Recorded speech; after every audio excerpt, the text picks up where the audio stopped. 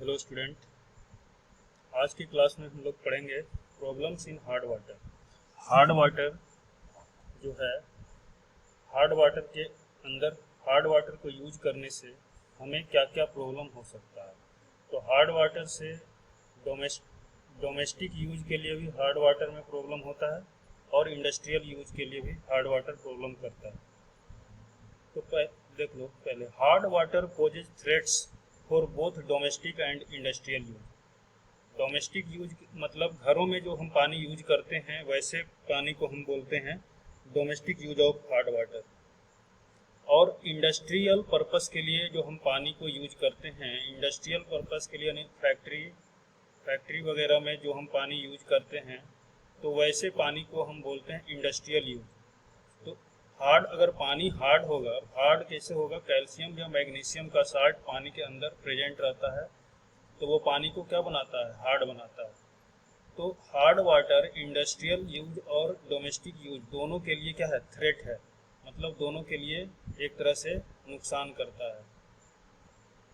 The problems created मतलब problem करता है। The problems created by hard water in domestic and industrial purpose are as follow.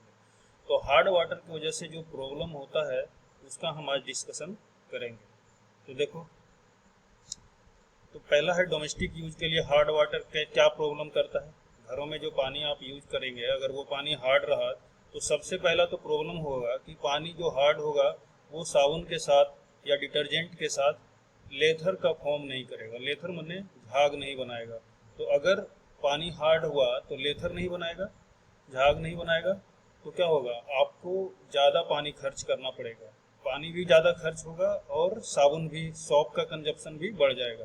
तो the soap gives leather with water when all calcium and salt are present in water are precipitated।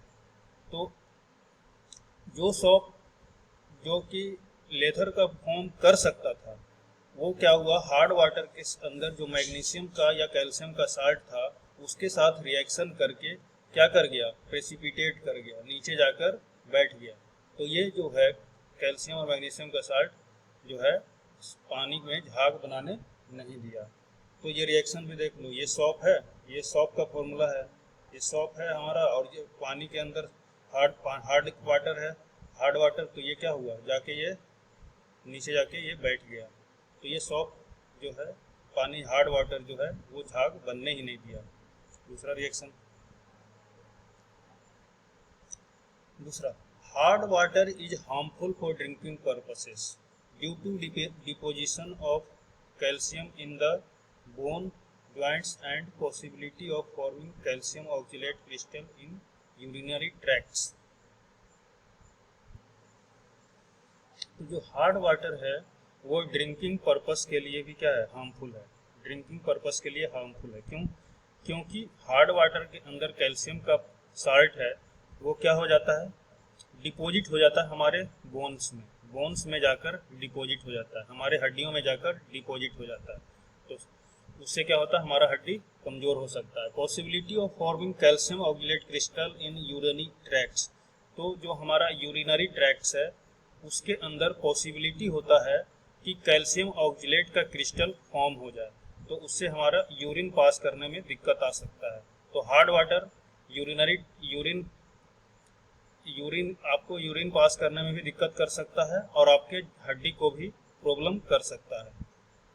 When it is directly fed in boilers for steam generation। Boiler क्या होता है, boiler बड़े बड़े industry में boiler होते हैं। तो boiler का काम है, बॉयलर के अंदर हम पानी भर के नीचे से उसको हीट सप्लाई करते हैं, नीचे से हीट सप्लाई करके इस पानी को हम गर्म करते हैं, पानी को गर्म करके इससे स्टीम निकालते हैं। क्या निकालते हैं, इसके स्टीम को यूज करते हैं एज ए एनर्जी सोर्स। तो जो बॉयलर है, अगर बॉयलर में आप हार्ड पानी डाल दिए बॉयलर के अंदर, तो बॉयलर में क्या हो जाएगा, प्रॉब्लम कर देगा, स्केल और स्लज का फॉर्मेशन हो जाएगा। पहले भी बता चुके हैं कि जो हार्ड वाटर है वो बॉयलर के सरफेस से जाकर चिपक जाता है, तो स्केल का फॉर्मेशन कर देता है। और स्केल जब स्केल का फॉर्मेशन ज़्यादा हो जाएगा बॉयलर के सरफेस पे, तो आपका बॉयलर का एफिशिएंसी कम हो जाएगा।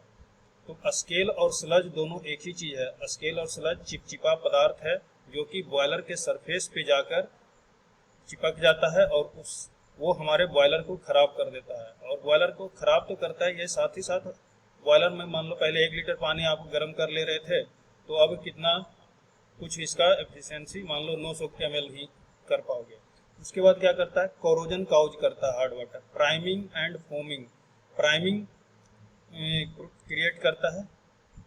प्राइमिंग एंड फोमिंग, फोमिंग का मतलब यहाँ भी झाग है, और प्राइमिंग मतलब कोई चीज़ आप बना रहे हैं पानी से, तो उसको बनाने में ये प्रॉब्लम क्रिएट करता है। तो प्राइमिंग का मतलब कोई चीज़ हम पानी के हेल्प से बना रहे हैं तो वहाँ पे ये प्रॉब्लम क्रिएट करेगा। और कॉस्टिक इम्ब्रिटलमेंट, कॉस्टिक इम्ब्रिटलमेंट का मतलब होता है मान लो सोडियम हाइड्रोक्साइड, सोडियम हाइड्रोक्साइड, तो यहाँ जो OH है, ये OH क्या है, हमारा बेस है। तो जो कॉस्टिक को हम दूसरे नाम से जानते हैं बेस, कॉस्टिक को आप दूसरे नाम से क्या जानते हो, देखो यहाँ पे। तो कॉस्टिक जब भी आपको समझ में आए तो ये यानी हाइड्रोक्साइड का बात कर रहा है, हाइड्रोक्साइड का। और ये हाइड्रोक्साइड किसका हो सकता है, सोडियम हाइड्रोक्साइड हो सकता है।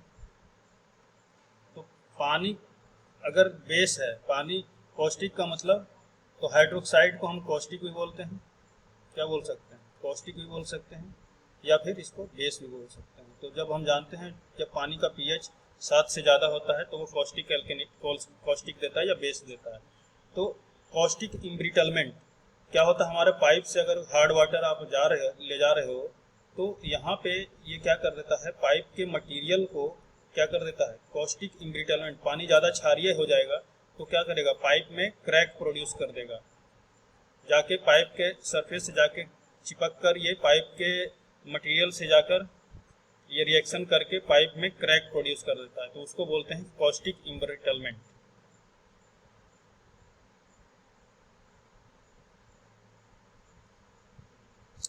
Due to the presence of dissolved hardness producing salt, the boiling point of water is increased। चौथा पॉइंट है कि अगर पानी के अंदर हार्डनेस प्रोड्यूसिंग साल्ट प्रेजेंट रहा तो क्या करेगा, आपका बॉइलिंग पॉइंट पानी का बढ़ जाएगा। पानी जनरली कितना डिग्री सेल्सियस पे बॉयल करने लग जाता है, 100 डिग्री सेल्सियस पे बॉयल करने लग जाता है। तो आपका बॉइलिंग पॉइंट, अगर पानी हार्ड हुआ तो बॉइलिंग पॉइंट आपका बढ़ जाएगा। Consequently more fuel and time are required for cooking.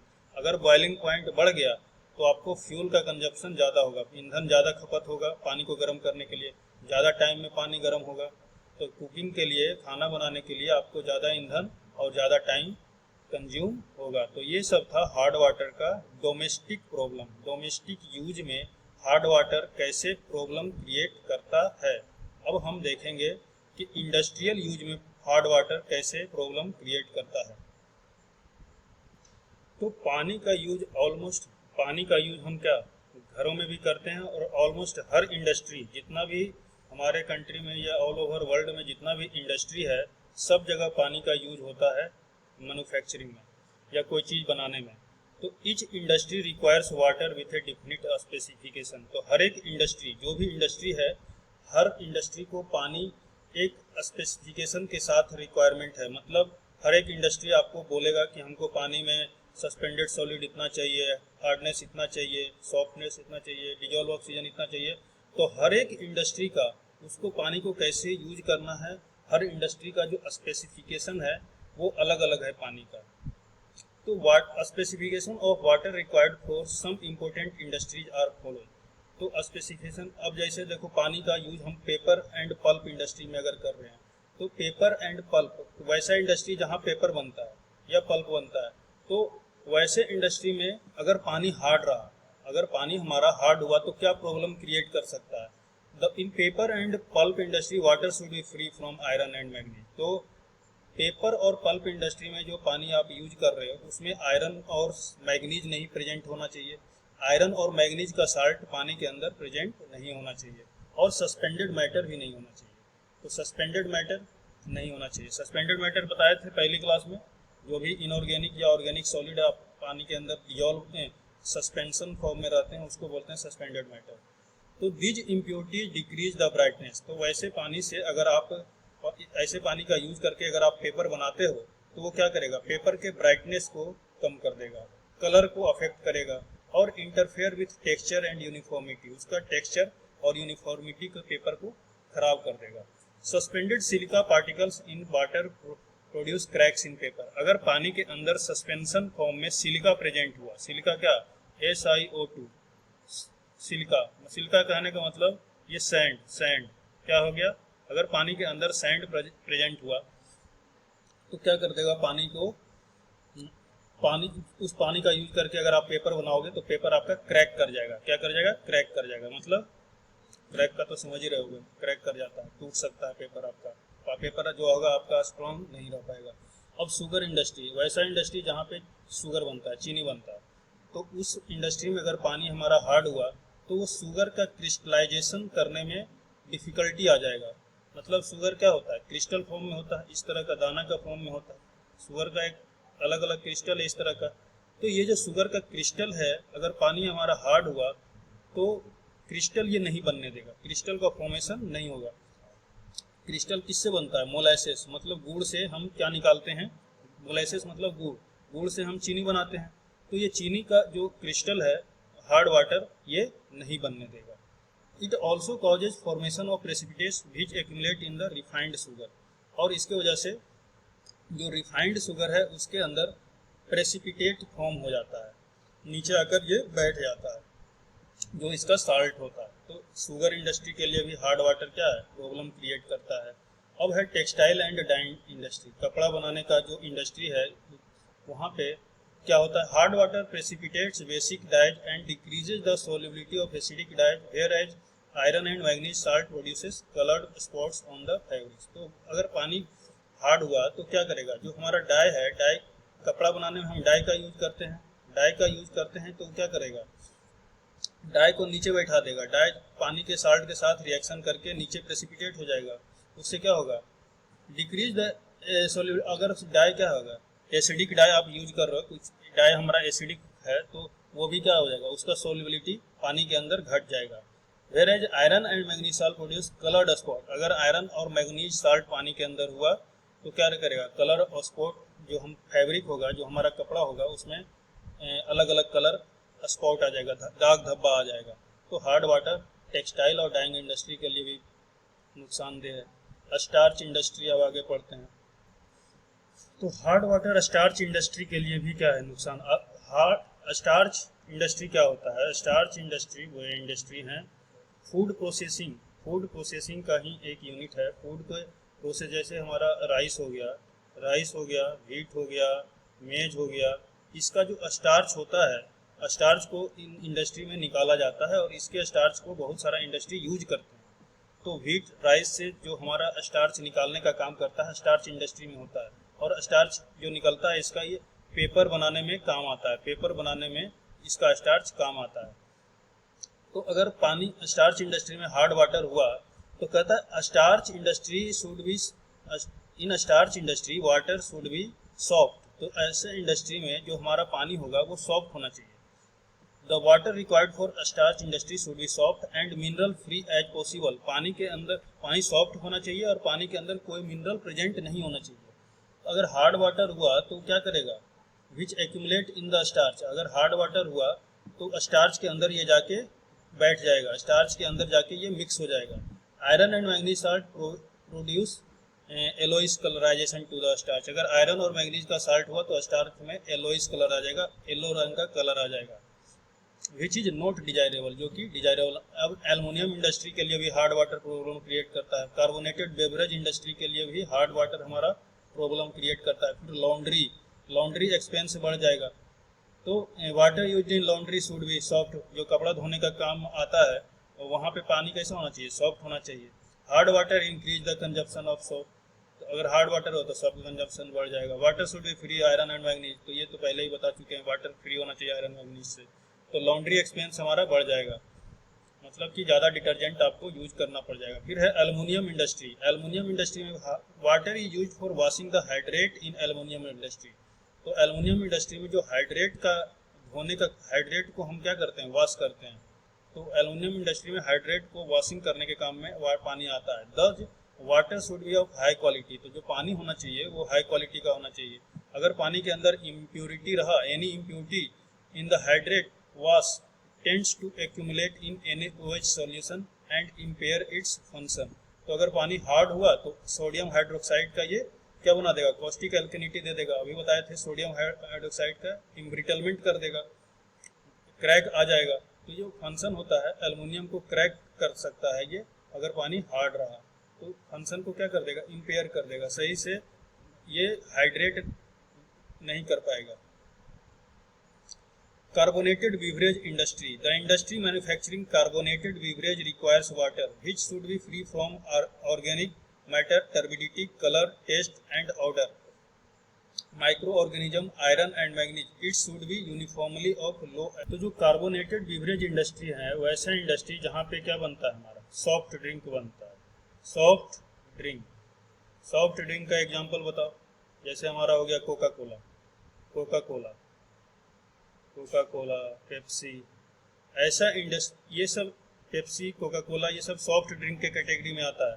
तो ये सब जहाँ पे बनता है जो सॉफ्ट ड्रिंक, वैसे इंडस्ट्री को बोलते हैं कार्बोनेटेड बीवरेज इंडस्ट्री। तो ऐसे इंडस्ट्री को जो पानी का रिक्वायरमेंट होता है वो एकदम शुद्ध पानी चाहिए होता है, यानी वैसा पानी जिसके अंदर ऑर्गेनिक मैटर नहीं हो, टर्बिडिटी भी नहीं होना चाहिए, कलर नहीं होना चाहिए, टेस्ट नहीं होना चाहिए, ऑर्डर नहीं होना चाहिए। ये सब बिल्कुल नहीं होना चाहिए पानी के अंदर। और ये सब टेस्ट, ऑर्डर, एल्कनिटी, टर्बिडिटी और ऑर्गेनिक मैटर सब पहला क्लास में बता चुके हैं। तो ऐसे इंडस्ट्री सॉफ्ट ड्रिंक बना रहे हैं तो आपको उसमें बिल्कुल शुद्ध पानी की जरूरत है। और माइक्रो ऑर्गेनिज्म तो होना ही नहीं चाहिए, कीटाणु वगैरह। आयरन और मैग्नीज साल्ट एकदम नहीं होना चाहिए कार्बोनेटेड सॉफ्ट ड्रिंक अगर आप बना रहे हैं तो। It should be of uniformly लो एल्कनिटी, तो ऐसे जो पानी होगा उसका एल्कनिटी बिल्कुल लो होना चाहिए। एल्कनिटी मतलब बेस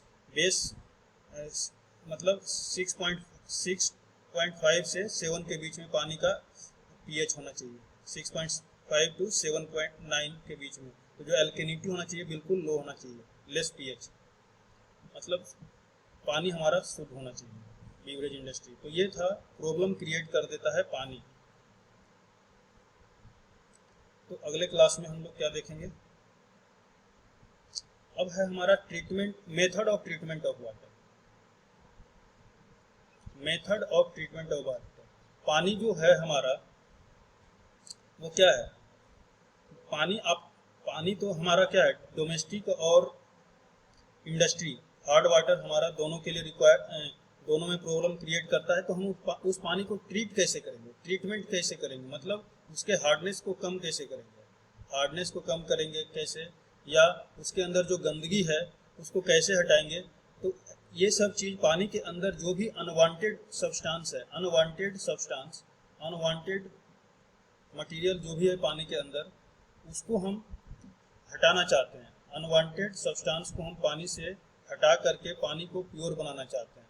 तो ऐसे मेथड को हम बोलते हैं treatment of water.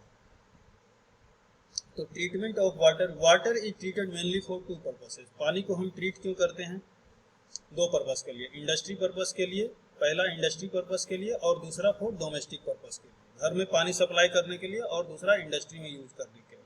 Water which has been use as domestic waste, water has been use such as domestic waste and water leaving factory must be treated. अब कह रहा है कि पानी जो घर से हमारा पानी जो निकलता है या घर में जो पानी आप यूज कर लिए वो क्या हो जाता है, वेस्ट वाटर कहलाता है। घर से जो पानी आप यूज कर लिए, नहाने के बाद जो पानी हमारा बाहर गया, नाली में गया, वैसे पानी को बोलते हैं waste water.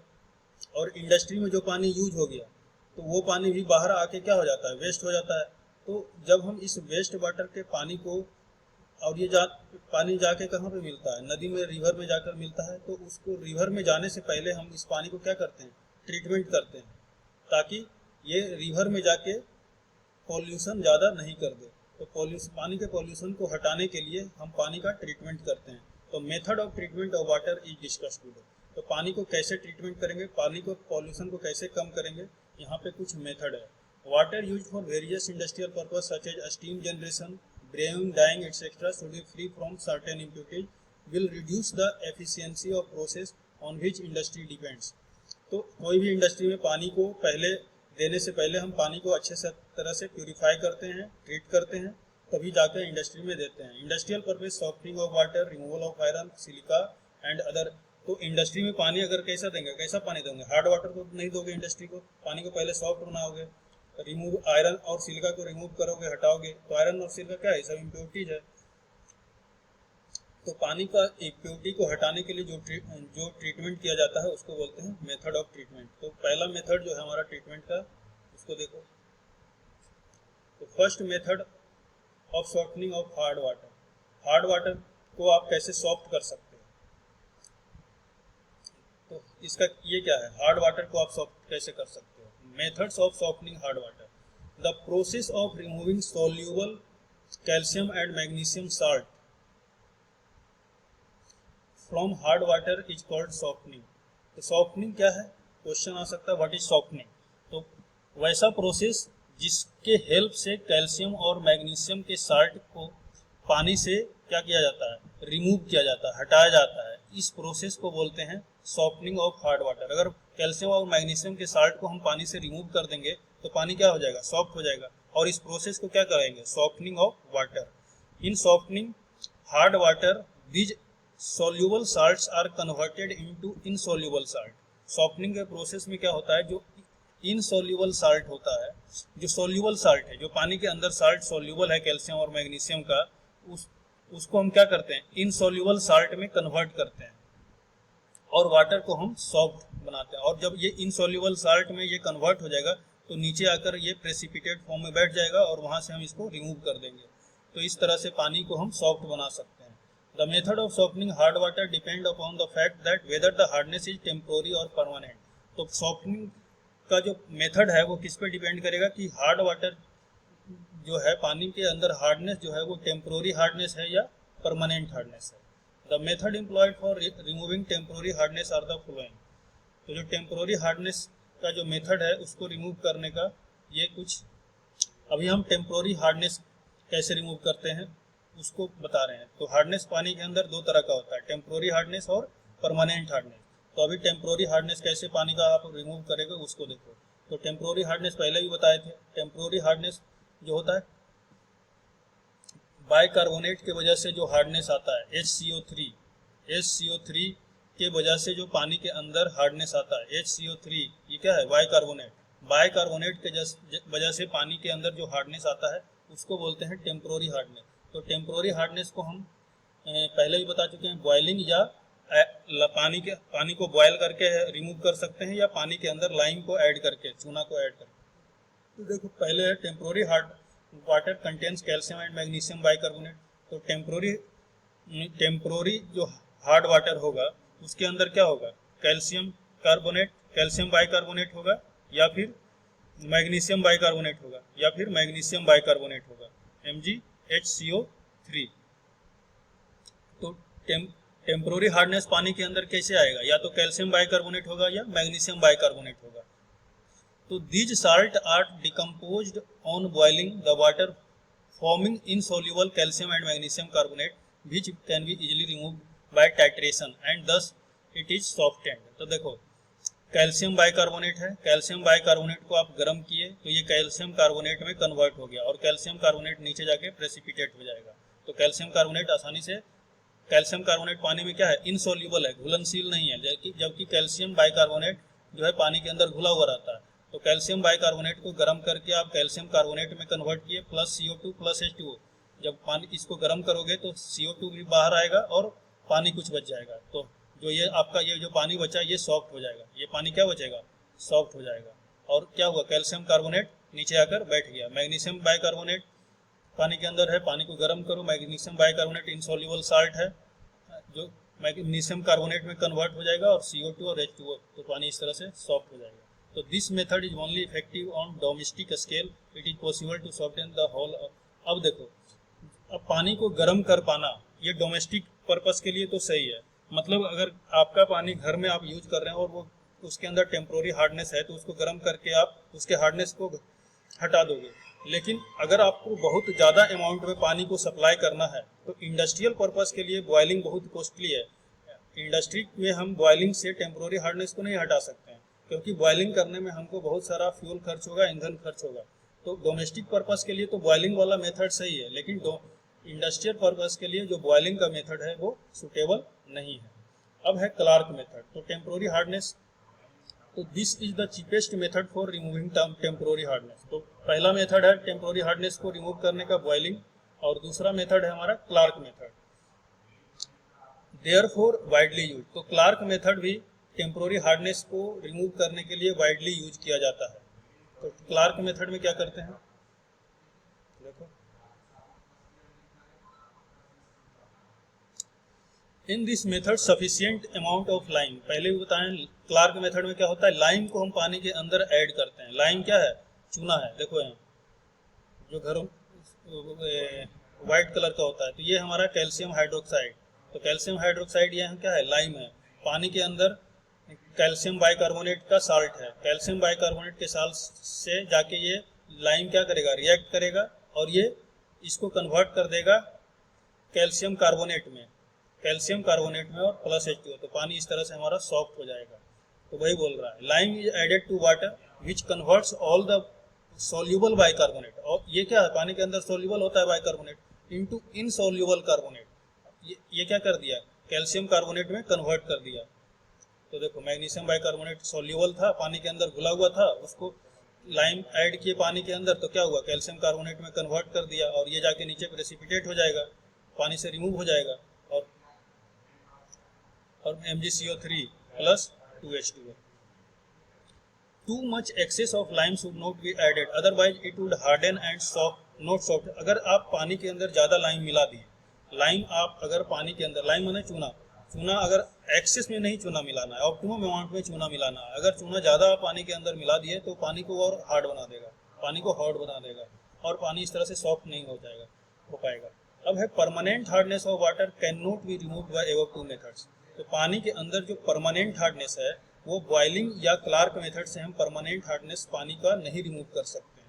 The following methods are employed for removing permanent as well as temporary hardness. तो आगे का जो मेथड है वो परमानेंट हार्डनेस, तो आगे का जो मेथड है वो permanent as well as temporary hardness दोनों को रिमूव कर सकता है। तो परमानेंट हार्डनेस और टेम्पोररी हार्डनेस अगर आप दोनों को एक साथ पानी से हटाना चाहते हैं तो उसके लिए आपको यूज करना पड़ेगा soda ash, adding soda S.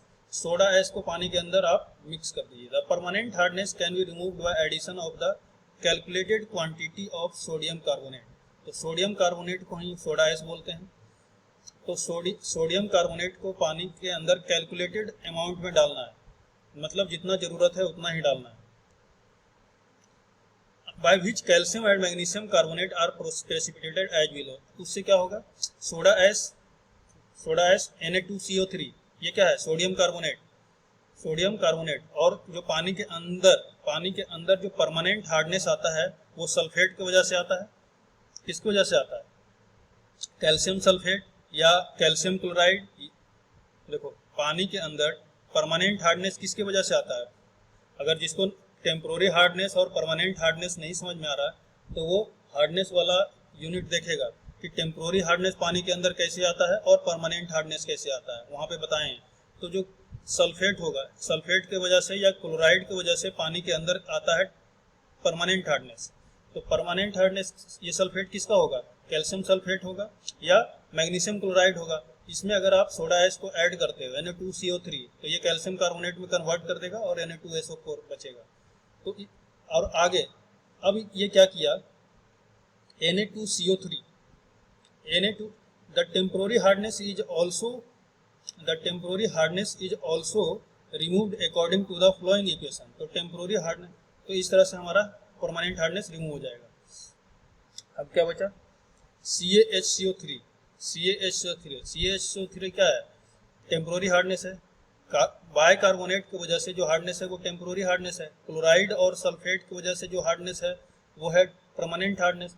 तो जो कार्बोनेट हार्डनेस है, टेम्पोररी हार्डनेस, उसको भी हम सोडा एस से, सोडियम कार्बोनेट का यूज करके पानी से हम हटा सकते हैं।